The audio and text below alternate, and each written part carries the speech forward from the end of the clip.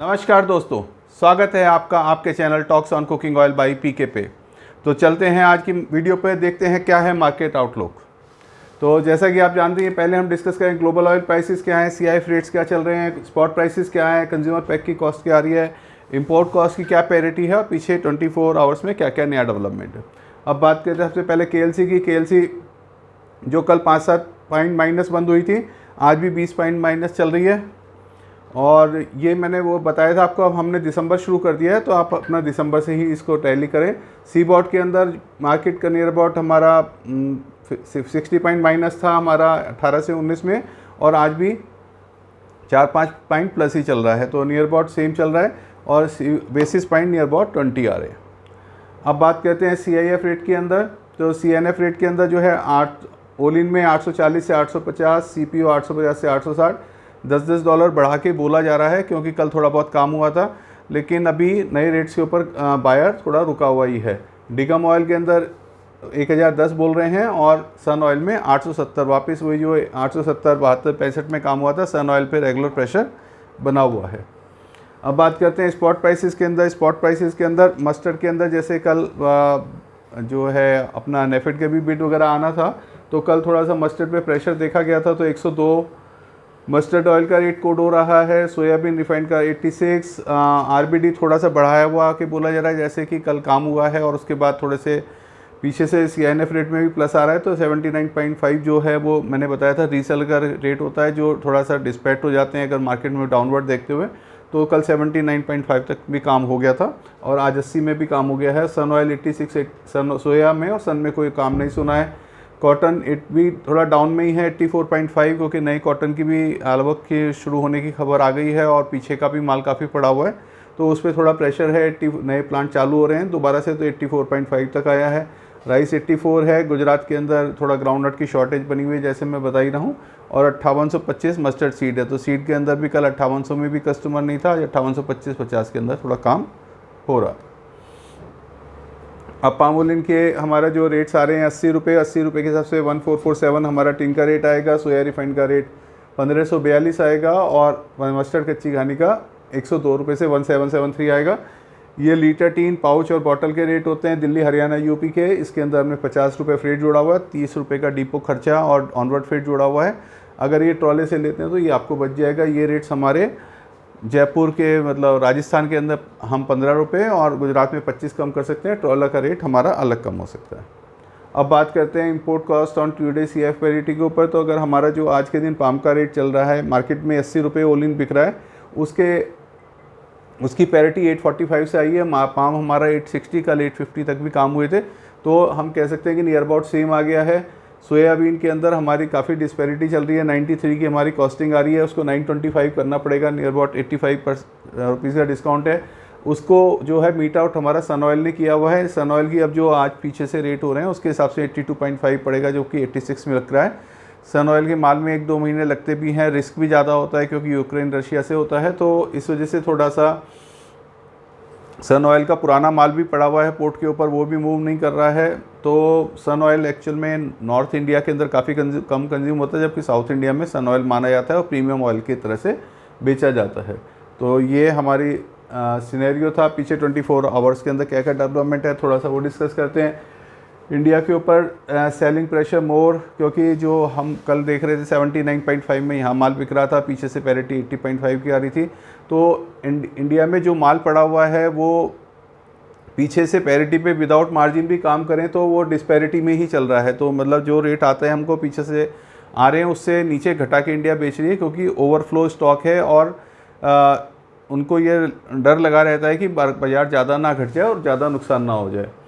एक है हमारा सन ऑयल का जो है $700-750 FOB कोड हो रहा है। तो रशिया और यूक्रेन में मैंने जैसे आपको कल भी बताया, परसों भी बताया कि क्रॉप आनी शुरू हो गई है, तो वहाँ पे प्रेशर बहुत माउंट हो रहा है, क्योंकि जो फार्मर है वो भी अपना सीड नहीं रखना चाह रहा, क्योंकि कहीं कल बम गिर जाए, माल का नुकसान हो जाए। ऐसे ही जो मिलर है वो भी चाह रहा है कि जितना माल लें उतना हाथ के हाथ क्रश करके निकाल दें, कि जब तक मौका है तभी तक ही वो माल निकाल पाएंगे और माल का नुकसान ना हो। तो इस वजह से वहाँ पे प्रेशर रशिया के अंदर, और farmer miller are not holding stock in Russia Ukraine, मैंने ये बताई दिया आपको। फ्री कंट्रीज और एक जो कुछ कंट्रियां हैं जो सोया ऑयल ख़रीदती थी वो भी सन ऑयल पे शिफ्ट हो रही हैं, और कुछ कंट्रीज़ जो हैं यूक्रेन का, रशिया का तो माल ऑलरेडी नहीं खरीद रही थी, यूक्रेन के माल को भी डिस्कार्ड कर रहे हैं क्योंकि उनके फार्मर्स की तरफ से प्रोटेस्ट हो रहा है। और उसी के अंदर अभी एक कंट्री है टर्की, टर्की ने अपना रेफरेंस प्राइस 1350 करके 36% ड्यूटी लगा दी है। $500 की यूक्रेन के माल के ऊपर ड्यूटी इम्पोज करी जा रही है। तो उनके पास एक लेवल प्लेइंग फील्ड इंडिया बचता है या चाइना बचता है जहाँ पर वो माल अपना डंप कर रहे हैं, इसीलिए इंडिया के अंदर रेगुलर सेलिंग आ रही है, जबकि यहाँ पे ऑलरेडी स्टॉक्स पुराने पड़े हुए हैं और ओवरफ्लो चल रहे हैं। और इसी सब चीज़ों का प्रेशर वापस मलेशिया और इंडोनेशिया पे जा रहा है, क्योंकि इंडिया एक मेजर बायर है इंडोनेशिया, मलेशिया से नेबर 20% माल खरीदता है। तो जब उनके पास से माल की बाइंग नहीं जाएगी, क्योंकि यहाँ पे सन ऑयल ही उसी रेट में मिल रहा है या उससे आसपास रेट में मिल रहा है, तो ये मार्केट में प्रेशर देखा जा सकता है। ये चीज़ मैं आपको थोड़ा समझाने के हिसाब से बताता हूँ, थोड़ा जल्दी जल्दी बताता हूँ जिससे टाइम भी हमारा ज़्यादा ना लगे। ब्राज़ील अर्जेंटीना की न्यू क्रॉप हमारी फरवरी मार्च में स्टॉक होगी, तो उनका थोड़ा सा प्रेशर भी कम है क्योंकि उनके पास स्टॉक्स भी कम है। अर्जेंटीना की अपनी सेल काफ़ी हो गई है, 2.5 लाख टन के करीब उन्होंने 25 लाख टन माल बेच दिया है अभी जब से पीसो स्कीम शुरू हुई है, 5 से 15 सितंबर की आई है।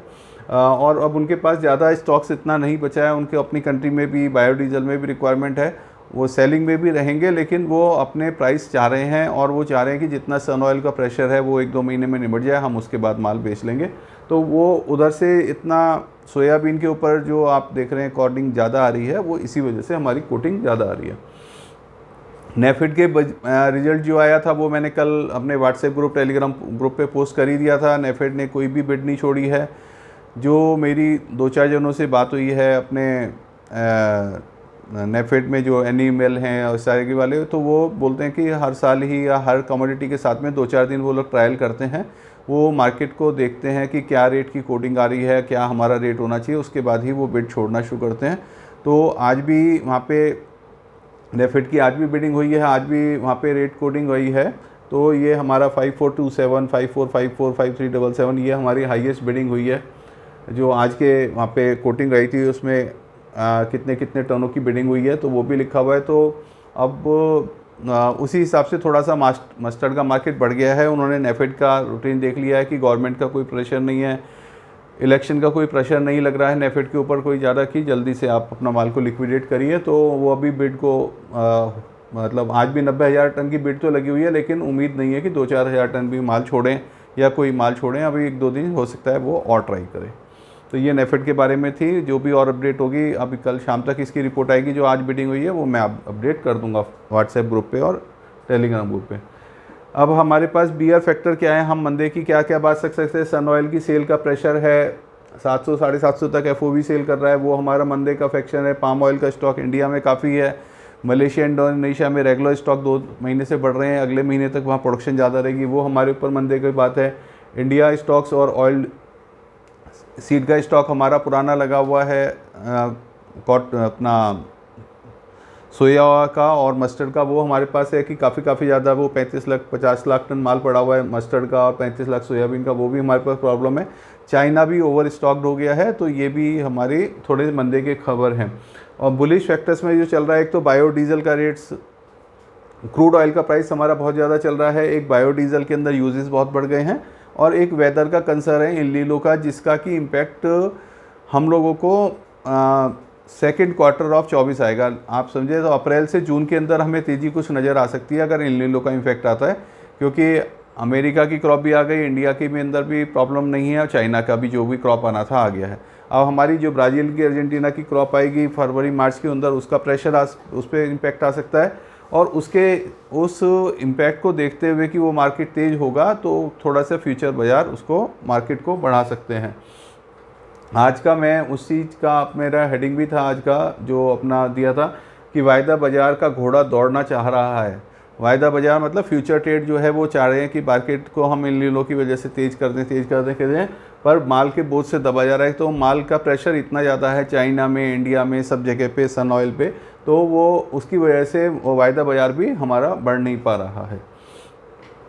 तो ये बुलिश फैक्टर्स मैंने आपको एक्सप्लेन कर दिए। ब्राज़ील अर्जेंटीना की सोइंग होनी थी कुछ एरिया में थोड़ी शुरू भी हुई थी, लेकिन वहाँ पे वेदर काफ़ी एक्सट्रीम हाई बना हुआ है, तो उसकी वजह से सोइंग को थोड़ा डिले करा जा रहा है कि वहाँ 40-41 टेम्परेचर है, जबकि उसको जो नॉर्मल टेम्परेचर चाहिए। तो एक बारिश की उम्मीद है जो 5-7-10 दिन में आ जाए, तो फिर उसके बाद वो वहाँ पे सोइंग शुरू करेंगे, जिसका कि मार्च में आपको फरवरी मार्च में ब्राज़ील अर्जेंटीना का बता रहा हूँ।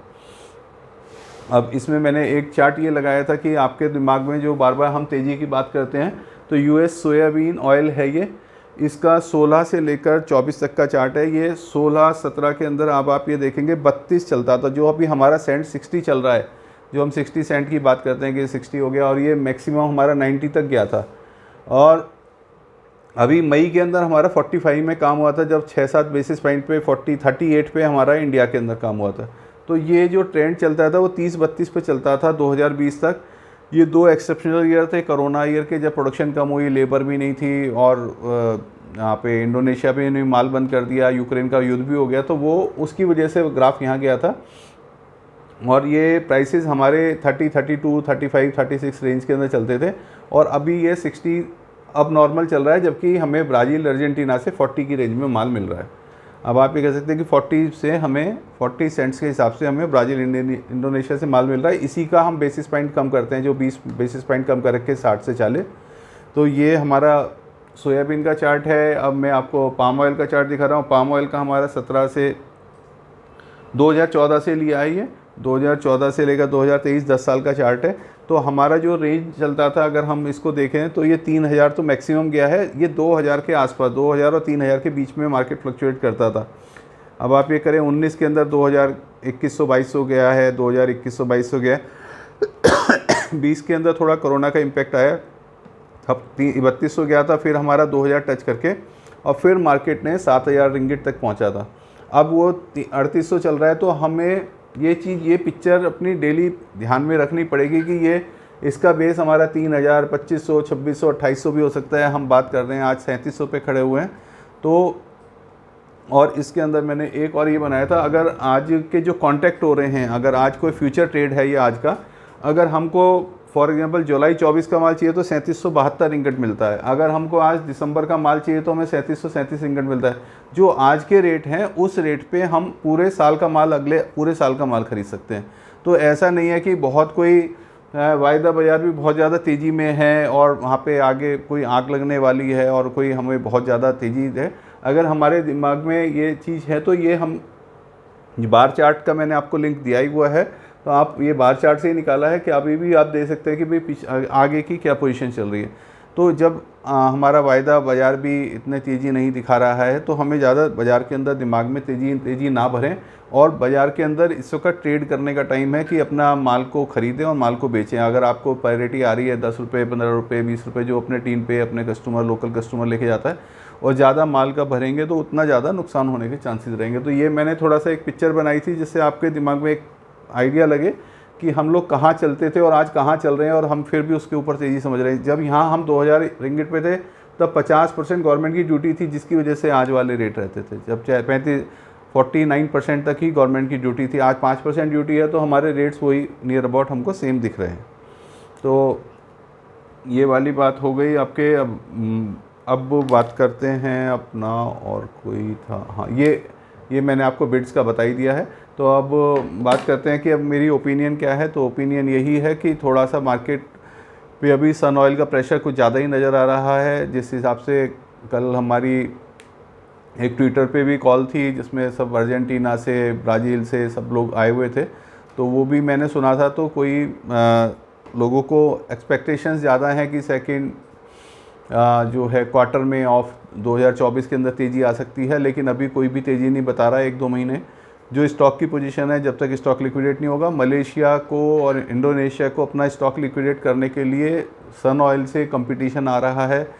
पहले सन ऑयल $100 ऊपर बिकता रहा था पाम ऑयल से, अब $100 नीचे बिक रहा है। तो पाम को भी और मलेशिया, इंडोनेशिया को भी बैकफुट पे आना पड़ेगा। पाम को अगर वो उनको लिक्विडेट करना है, जिस हिसाब से ज़्यादा स्टॉक है और आगे भी ज़्यादा प्रोडक्शन होगी उनकी, तो उनको माल को डिस्काउंट करके ही निकालना पड़ेगा। जब तक ज़्यादा स्प्रेड नहीं होगा सन ऑयल का और पाम का, तब तक पाम ऑयल के बिकने में दिक्कत आएगी। तो ये इन सब चीज़ों को देखते हुए अभी थोड़ा लिमिटेड ही काम करें, जितनी ज़रूरत है उतना ही माल ख़रीदें और ज़्यादा तेज़ी में ना रहें। और कोई भी मेजर अपडेट होता है, जैसे पिछले साल कोई वॉर हो गई थी, इंडोनेशिया ने बंद कर दिया, तो इसी टाइप की कोई जो मार्केट्स के अंदर कोई नई डेवलपमेंट आए तो ही तेज़ी आ सकती है, नहीं तो जो स्टॉक्स की फिगर और सब चीज़ें देखते हुए अब भी हमें कहीं नज़र तेज़ी नहीं आ रही है। अब ये जो सन ऑयल जैसे अपना माल काफ़ी डाउन कर रहा है, तो सब कंट्रीज़ वगैरह सन ऑयल वगैरह खरीदी हैं, तो हो सकता है इनके स्टॉक्स थोड़े ख़त्म हो जाएं। लेकिन अब इंडिया की सोयाबीन शुरू हो जाएगी, इंडिया की कॉटन सीड शुरू हो जाएगी, इंडिया की ग्राउंडनट शुरू हो जाएगी, तो फिर क्रॉप्स के ऊपर क्रॉप्स आ ही रही हैं, माल भी काफ़ी बाहर से आ ही रहे हैं। तो कोई अभी ऐसे घबराने वाली बात नहीं है और ज़्यादा दिमाग तेज़ी में रख के नुकसान करने की भी ज़रूरत नहीं है। तो यहाँ पे बात करेंगे, और बाज़ार में तेज़ी मंदी आती रहेगी, लेकिन वो शॉर्ट टाइम की रहेगी, 2-4-5 दिन का, तो वो मैं आपको बताता रहूँगा कब आपको माल ख़रीदना है, करना है। तो थोड़ा सा आप वीडियो को देखते रहें, करते रहें। और मैं इसी के साथ अपनी वीडियो ख़त्म करता हूँ। इसको लाइक करें, शेयर करें, कमेंट करें, कैसा लग रहा है मेरा प्रयास आप ज़रूर बताएं।